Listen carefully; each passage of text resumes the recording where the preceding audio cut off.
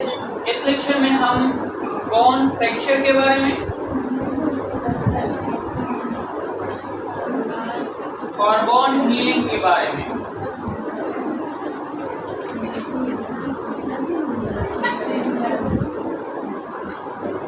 Discuss करेंगे। ठीक है, बोन फ्रैक्चर क्या होता है और बोन हीलिंग कैसे होता है, तो इन दो प्रोसेस को हम यहाँ पे डिस्कस करेंगे। ठीक है, अच्छा, आपको पता है कि हमारा बोन क्या है, स्ट्रांगेस्ट होती है और इसी तरह हार्ड होता है और इसकी स्ट्रेंथ यूँ होती है कि ये आसानी से टूटता नहीं है, लेकिन अगर हद से ज़्यादा उनके ऊपर फोर्स लगाया, स्ट्रेन लगाया, दबाव डालेगा तो उससे क्या होता है, उससे बोन जो है फ्रैक्चर हो जाती है। ठीक है, अच्छा, जो यंग एडल्ट होते हैं उनमें बोन फ्रैक्चर की जो ज़्यादातर होते हैं वो एक्सीडेंटल होते हैं। एक्सीडेंटल मतलब ट्रॉमा से होते हैं, या वो कहीं से अचानक गिर जाए या फिर जो है कोई ऑटोमोबाइल एक्सीडेंट हो जाए तो उसमें फ्रैक्चर आ जाती है। लेकिन एल्डर जो पीपल होते हैं तो उनको कंडीशन हमने पढ़ी थी ऑस्टियोपोरोसिस, उस कंडीशन की वजह से आपके जो बोन है वो कमज़ोर हो चुके होते हैं और उसकी कमज़ोरी की वजह से मामूली सी आपके यानी जो एल्डर पीपल है उनके बोन के ऊपर प्रेशर आके उनको टूटने देते हैं। ठीक है, तो उनमें ज़्यादातर ऑस्टियोपोरोसिस की वजह से होता है और जो यंग एडल्ट है उसमें एक्सीडेंटल होता है। समझ आए?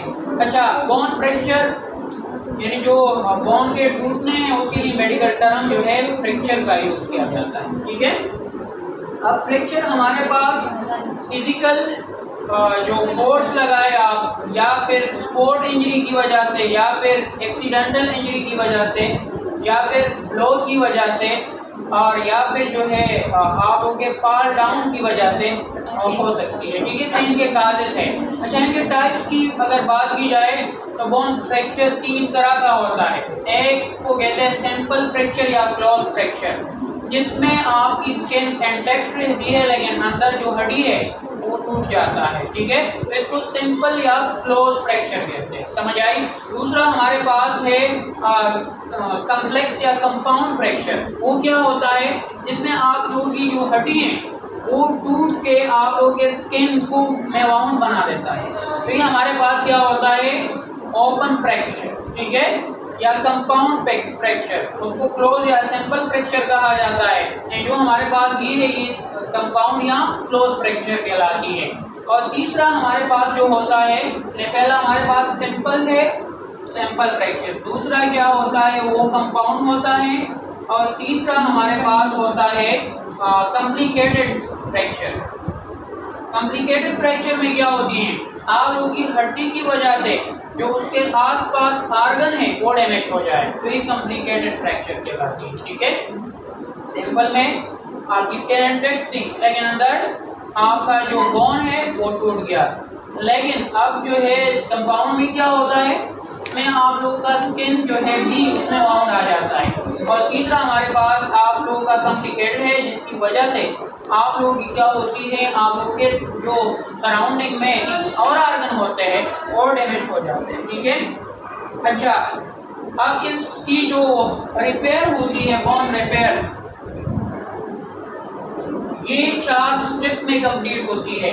एक को कहते हैं रिडक्शन, दूसरा है रीअलाइनमेंट,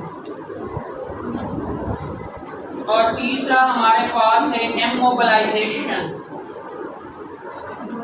और चौथा है हीलिंग। हीलिंग फर्दर जो है 4 स्टेप में होता है। पहला उसमें है हीमाटोमा फॉर्मेशन, दूसरा स्टेप जो उसमें होता है फाइब्रोकार्टिलेज,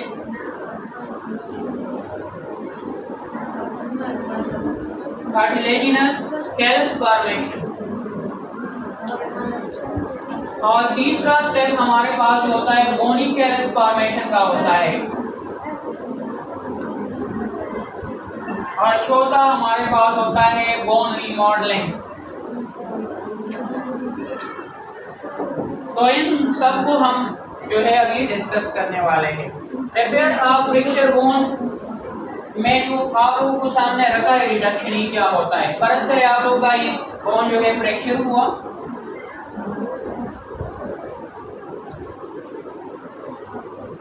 यहाँ से ये फ्रैक्चर हुआ, ठीक है। तो इसके दरमियान स्पेस आ गई ना। अब इस स्पेस को क्या करना है, हमने इसको ख़त्म करना है। इस प्रोसेस को कहते हैं रिडक्शन।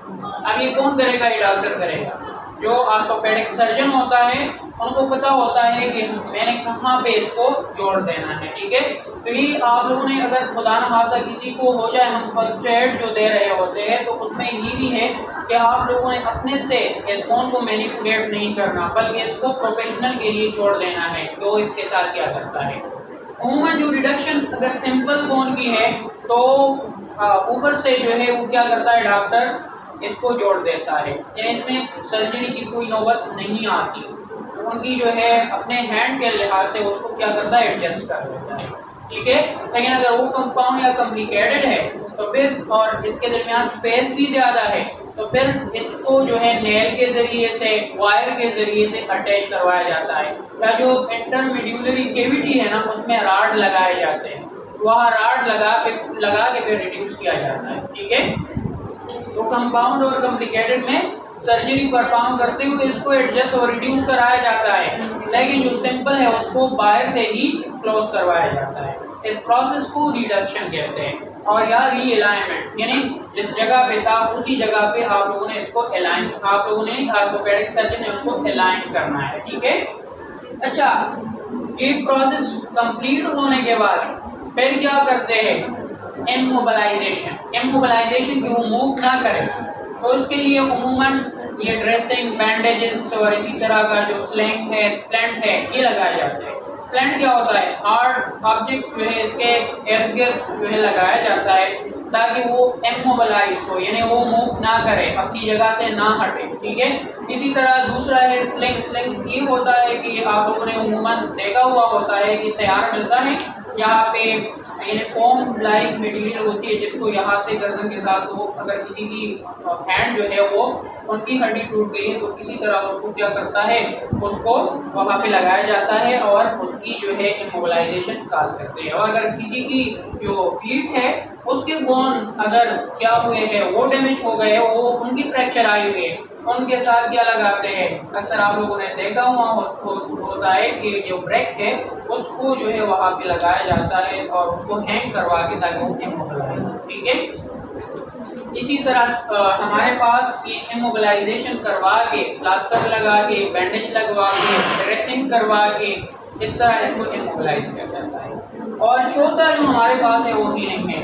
अक्सर क्वेश्चन आ जाता है कि आप लोग जो है फ्रैक्चर की टाइप्स, फ्रैक्चर क्या होता है, टाइप उसके बताएं।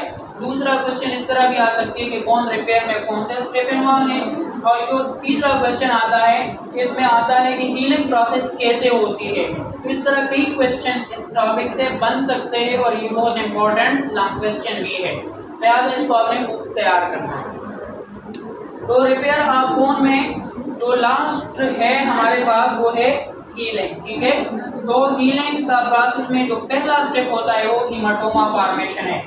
हीमाटोमा क्या होता है, क्लॉटेड मास ऑफ ब्लड, इसको हीमाटोमा कहते हैं। ये कैसे बनता है, जब हड्डी टूट जाती है तो हड्डी को आपको पता है ब्लड सप्लाई होती है, वहाँ पे रगे आती है, या सराउंडिंग टिश्यू मसल में जो है भी क्या होती है, कैपिलरी नेटवर्क होता है, तो उसकी वजह से आप लोगों का कैपिलरी नेटवर्क वो टूट जाता है, उसके दरमियान जो है यानी वो ब्रेक कर जाता है, ठीक है। तो ब्रेक होने या की वजह से हेमरेज हो जाता है, पट के वहाँ से खून निकलना शुरू हो जाता है। और फिर आपको पता है कि हमारे बॉडी में जो प्लेटलेट्स होते हैं वो क्या करते हैं, वो आपके खून को जमने देती है, क्लॉटिंग काज करती है। जो क्लॉटेड मास यहाँ पे बनेगा वो क्या होगा, वो आप लोगों का हीमाटोमा होगा, ठीक है। तो हीमाटोमा फॉर्मेशन पहला स्टेप है आपके बोन फ्रैक्चर में, यहाँ पे क्लॉटेड मास ऑफ ब्लड जो है बन जाएगा, ठीक है। अच्छा, क्योंकि यहाँ पे अब ब्लड सप्लाई रुकी हुई है, न्यूट्रिशन नहीं हो रहा, जो सराउंडिंग वहाँ पे और सेल्स होते हैं उनको खून की सप्लाई नहीं है, तो सेल्स डेड होना शुरू हो जाते हैं।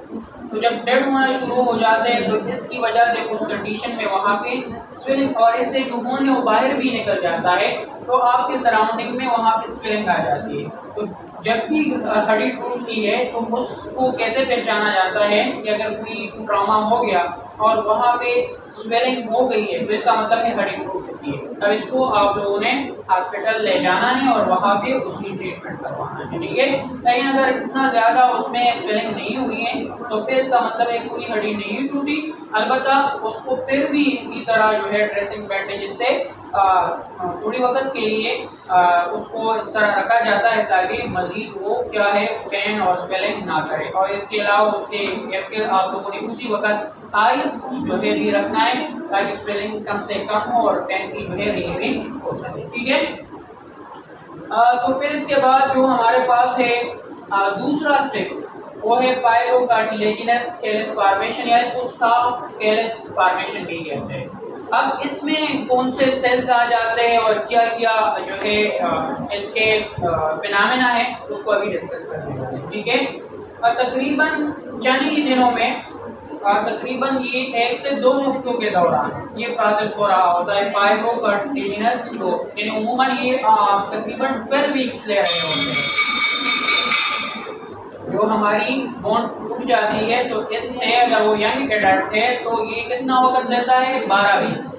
एल्डरली पीपल या अगर बहुत कॉम्प्लिकेटेड बोन की जो है फ्रैक्चर हो चुकी है तो ये हमारे पास फिर ज़्यादा वक्त लेता है, और वो ज़्यादा वक्त कितना हो सकता है वो डिपेंड करता है उनकी न्यूट्रिशन के ऊपर और इनकी जो है एज के ऊपर, ठीक है।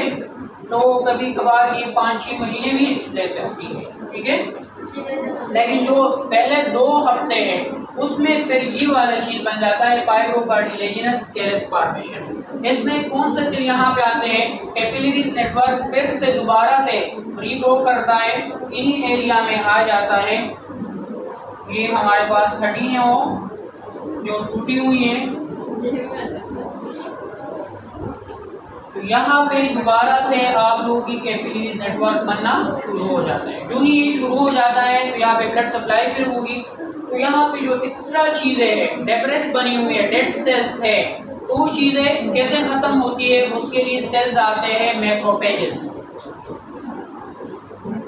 तो मैक्रोफेजेस यहाँ पे जो डेब्रिस वगैरह बनी हुई है उसको क्या करता है, ख़त्म कर देता है। अच्छा, दूसरा क्या आते हैं फाइब्रोब्लास्ट सेल। कौन से फाइब्रोब्लास्ट सेल? ये 2 तरह के काम करते हैं। एक फाइब्रोब्लास्ट सेल वो होते हैं जो कोलाजन फाइबर को सिक्रीट या बनाते हैं, तो यहाँ पे एक्युमुलेट होना शुरू हो जाते हैं, क्योंकि आप लोगों को पता है कि बोन या कार्टिलेज किन प्रोटीन से बने, कोलाजन प्रोटीन। तो फाइब्रोब्लास्ट सेल क्या करते हैं, कोलाजन प्रोटीन को बना जो है रखते हैं और यहाँ पे उसको एक्युमुलेट करते हैं, ठीक है। फाइब्रोब्लास्ट सेल दूसरे सेल कैंड्रोब्लास्ट में भी कन्वर्ट होती है और कैंड्रोब्लास्ट फिर क्या करता है, कार्टिलेज को जो है बनाने लग जाता है, ठीक है। तो ये सेल्स आ जाते हैं और इनकी वजह से ये फिनोमेना वहाँ पे होते हैं या जो एक्टिविटीज़ है वो हो रही होती है। अच्छा, इसी दौरान एक और टाइप के सेल भी आ जाते हैं जिसे कहते हैं ऑस्टियोब्लास्ट। तो ऑस्टियोब्लास्ट का काम क्या होता है, ऑस्टियोब्लास्ट आपको पता है ये बोन फॉर्मिंग सेल है। ये मैट्रिक्स को बनाते हैं बोन के लिए। एक्स्ट्रा सेलुलर मैट्रिक्स जो बनती है वो किस चीज़ से बनती है, वो यानी जो बोन की कोलेजन है वो किस चीज़ से बनती है, वो आप लोग के ऑस्टियोब्लास्ट से बनती है, या फिर जो वहाँ पे एक्स्ट्रा सेलुलर मैट्रिक्स का ऑर्गेनिक पोर्शन है वो ये बना रहा होता है, ठीक है।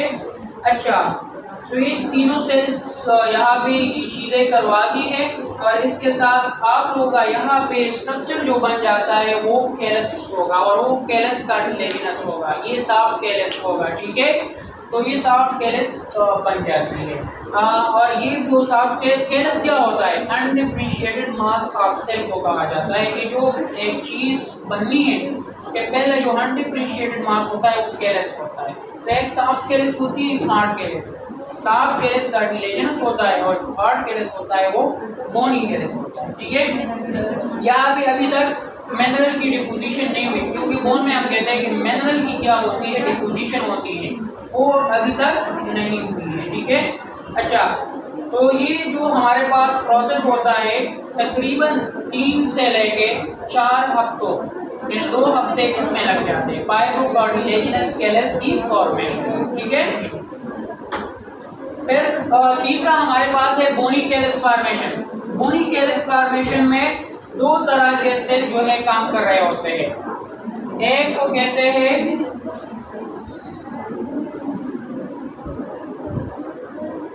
कहते हैं हमारे पास ऑस्टियोसाइट्स और दूसरा क्या कहलाता है ऑस्टियोक्लास्ट। ऑस्टियोक्लास्ट क्या होता है? ऑस्टियोक्लास्ट आप लोगों की जो कार्टिलेजिनस कैलस बना हुआ है उसको खत्म कर देता है, एरोड कर देता है, उसको रिप्लेस करता है विद बोनी कैलस, ठीक है। और दूसरा काम क्या करता है ऑस्टियोसाइट्स, यानी ऑस्टियोसाइट वो मिनरल की डिपोजिशन करती है।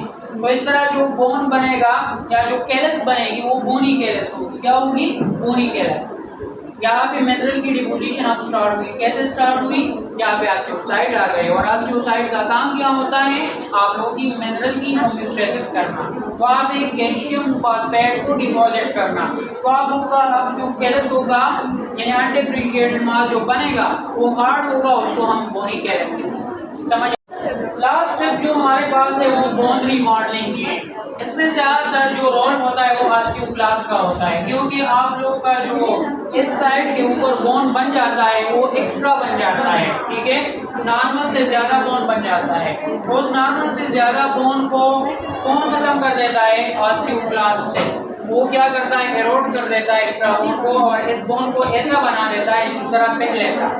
अब ये जो बोन बन गया है इसको रिमॉडल बोन कहा जाता है और ये रिमॉडल बोन अब उतनी ही स्ट्रेंथ को दोबारा से उनकी कैपेसिटी हो सकती है तो उस किस्म के स्ट्रेंथ को क्या करें? उसको सपोर्ट करें, ठीक है। तो रिमॉडल बोन कैसे बनता है? तो एक्स्ट्रा बोन बनी है, ऑस्टियोक्लास्ट से उनको एरोड कर देता है और इसी तरह अपनी उस नॉर्मल शेप के ऊपर लाता है जिस तरह पहले